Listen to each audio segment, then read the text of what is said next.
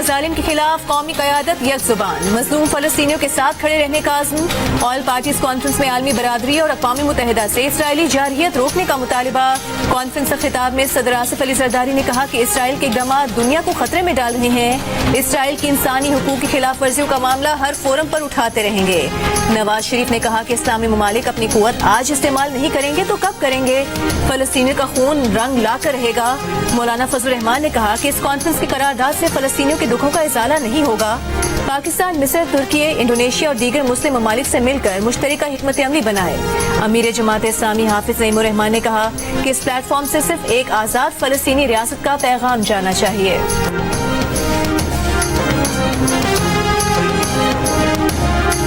It is regrettable that the international community has failed to stop Israel from committing its ongoing genocide in Palestine, especially in Gaza.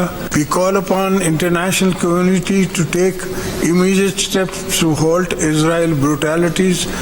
We will continue our support and raise our voice to all regional international fora to stop Israel human rights violation and aggression. United nations ایسا لگتا ہے کہ بالکل بے بس بیٹھی ہوئی، انہی کے پاس کردہ جو ہے وہ ریزولوشنز پہ کوئی عمل نہیں ہو رہا۔ یہ اسی طرح سے ہے جیسے کہ کشمیر پہ یونائٹڈ نیشنز کی جو ریزولوشن ہے وہ آج تک وہ بھی امپلیمنٹ نہیں ہوا، تو ایسی یو این او کا کیا فائدہ؟ صدر آصف علی زرداری اور نواز شریف کی اسرائیلی مظالم کی مذمت۔ صدر آصف علی زرداری کا کہنا ہے کہ فلسطین کے دو ریاستی حل کے بغیر مشرق وسطی میں امن نہیں ہو سکتا۔ عالمی برادری کی اسرائیل کو بربریت سے روکنے میں ناکامی افسوسناک ہے۔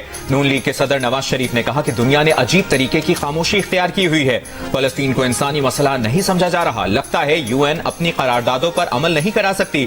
صدر نے جو کلمات کہے اس سے مکمل اتفاق کرتا ہوں۔ پاکستان کے عوام چاہتے ہیں ہم فیصلہ کن اقدامات کریں۔ پاکستان فلسطینی عوام کے ساتھ کھڑا رہا ہے اور کھڑا رہے گا۔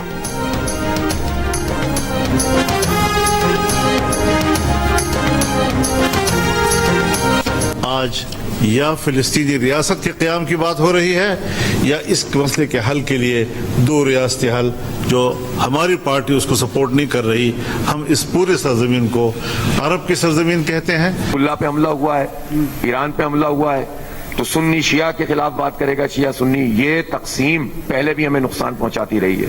حسن نصر اللہ کو بھی اسرائیل کا میزائل لگا ہے اور اسماعیل ہنیہ کو بھی اسرائیل کا میزائل لگا ہے۔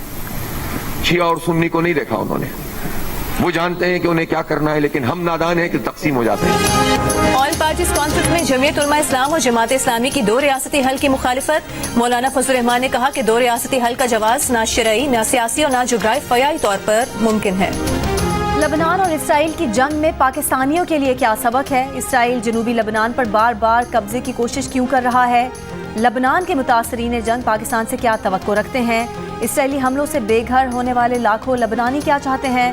لبنان کے دارالحکومت بیروت سے سینئر صحافی اور تجزیہ کار حامد میر کا کیپٹل ٹاک۔ آج دیکھیے، آج رات 8 بجے صرف جیو نیوز پر۔ پنجاب حکومت نے اڈیالہ جیل میں 18 اکتوبر تک تمام ملاقاتوں پر پابندی عائد کر دی۔ جیل ذرائع کے مطابق بانی پی ٹی آئی سے پارٹی رہنما، وکلاء اور فیملی کی ملاقات پر بھی پابندی ہوگی۔ ملاقاتوں پر پابندی سیکیورٹی وجوہات کے باعث لگائی گئی ہے۔ اسلام آباد میں شنگھائی تعاون تنظیم کے اجلاس کے موقع پر سیکیورٹی سخت کرنے کا فیصلہ کیا گیا ہے۔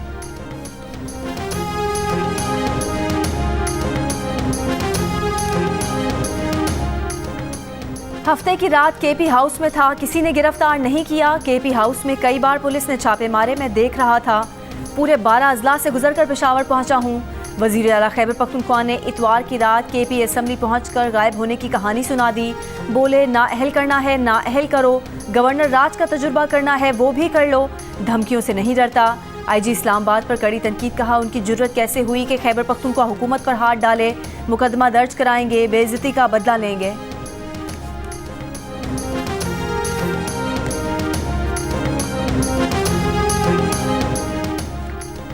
اسلام آباد میں پولیس اہلکاروں پر تشدد اور جلاؤ گھیراؤ۔ بانی پی ٹی آئی اور وزیر اعلیٰ خیبر پختونخوا علی امین گنڈاپور کے خلاف مقدمہ درج۔ عامر مغل سمیت 2 سے 3 ہزار نامعلوم پی ٹی آئی کارکنان بھی نامزد۔ مقدمات میں ATC ایکٹ، جلاؤ گھراؤ، املاک کو نقصان پہنچانا، کار سرکار میں مداخلت کی دفعات شامل۔ FIR میں کہا گیا کہ بانی PTI اور علی امین گنڈاپور کی اما پر جلوس کے شرکاء نے پولیس اہلکاروں پر تشدد کیا۔ 26 نمبر چنگی پر کرینز، موٹر سائیکلوں، گاڑیوں اور سرکاری املاک کو جلایا۔ مسرت جمشید چیمہ سمیت 5 اکتوبر کو لاہور ہنگاموں میں گرفتار تحریک انصاف کے 17 کارکن مقدمے سے بری۔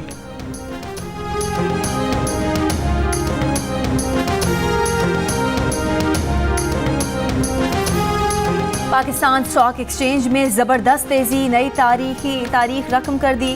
بینچ مارک 100 انڈیکس 84,000 پوائنٹس کی سطح عبور کر گیا۔ دوران کاروبار 900 سے زائد پوائنٹس کا اضافہ 84,556 پوائنٹس کی تاریخی بلندی پر گیا۔ ملتان ٹیسٹ کے پہلے دن کپتان شان مسعود کی سینچری، عبداللہ شفیق کے ساتھ 200 سے زیادہ کی شراکت بنائی۔ شان مسعود نے کیریئر کی 5ویں سینچری سکور کی۔ پاکستان نے 1 وکٹ پر 239 رنز بنا لیے۔ میچ جیو سپر سے براہ راست نشر کیا جا رہا ہے۔ اسلام آباد میں ریڈ زون میں داخلے کے لیے ماگلا روڈ کے علاوہ تمام شاہراہیں بند۔ صبح کے اوقات میں شہریوں کو دفاتر پہنچنے میں مشکلات۔ شہر میں باقی سڑکیں کھول دی گئیں۔ اسلام آباد میں میٹرو بس سروس بند، گرین لائن اور blue line metro bus service بھی چوتھے روز بند۔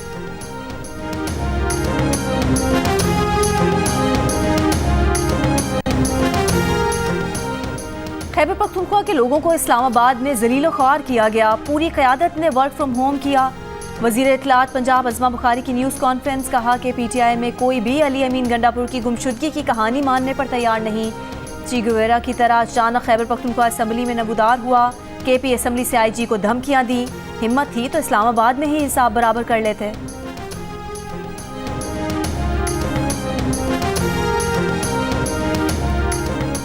وزیر اعلیٰ خیبر پختونخوا علی امین گنڈاپور کی زیر صدارت وزیر اعلیٰ ہاؤس میں PTI اراکین اسمبلی کا اجلاس۔ اراکین اسمبلی نے کامیاب احتجاج کرنے پر علی امین گنڈاپور کو روایتی پگڑی پہنائی۔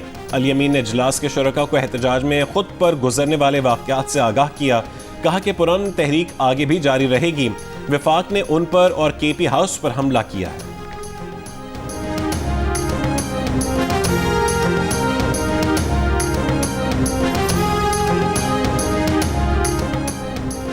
ترجمان دفتر خارجہ ممتاز زہرا بلوچ کا کہنا ہے کہ پاکستان SCO سربراہان مملکت اجلاس کی میزبانی کے لیے تیار ہے۔ اجلاس کے دوران سیکیورٹی فراہمی حکومت پاکستان کی اولین ترجیح ہے۔ بریفنگ کے دوران سوال اور جوابات میں ترجمان دفتر خارجہ نے واضح کیا کہ ڈاکٹر ذاکر نائک لیکچرز دینے پاکستان آئے ہیں۔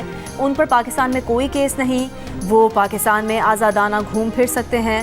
ترجمان دفتر خارجہ نے افغان وزارت خارجہ کے پاکستان سے متعلق بیان کو ملک کے اندرونی معاملات میں مداخلت قرار دیتے ہوئے غیر سنجیدہ قرار دیا۔ کہا افغان عبوری حکومت کو پاکستان کو لیکچر دینے کی بجائے اپنے گھریلو مسائل حل کرنے پر توجہ دینی چاہیے۔ پاکستان نے غزہ میں اسرائیلی جارحیت کے 1 سال مکمل ہونے پر اقوام متحدہ سے اسرائیل کو انصاف کے کٹہرے میں لانے کا بھی مطالبہ کیا۔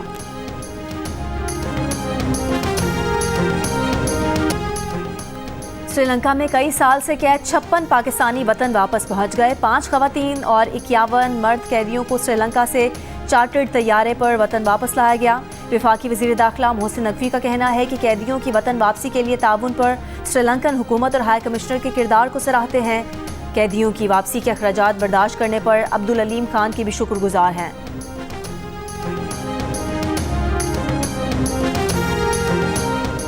میاں والی میں مکڑوال کے قریب CTD کی کارروائی۔ فتنہ الخوارج کے 7 دہشت گرد ہلاک، 8 فرار، اسلحہ اور بارودی مواد برآمد۔ ترجمان CTD کا کہنا ہے کہ دہشت گرد میاں والی پر بڑے حملے کی منصوبہ بندی کر چکے تھے۔ وزیر اعلیٰ پنجاب مریم نواز کی کامیاب کارروائی پر CTD کو شاباشی۔ کہا کہ قوم قانون نافذ کرنے والے اداروں کے شانہ بشانہ ہے۔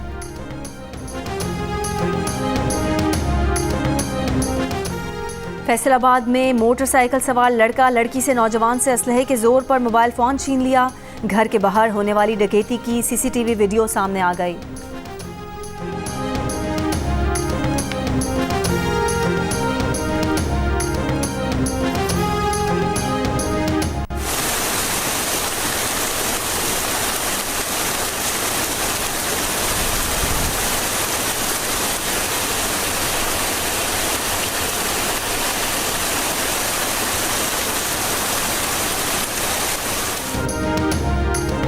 بلوچستان کے شمالی علاقوں میں موسم گرما کے بعد بارشوں کا پہلا سسٹم. توبہ چکزئی، شیلا باغ، توبہ کاکڑی، پشین، نوشکی اور قلعہ عبداللہ میں بادل برسے.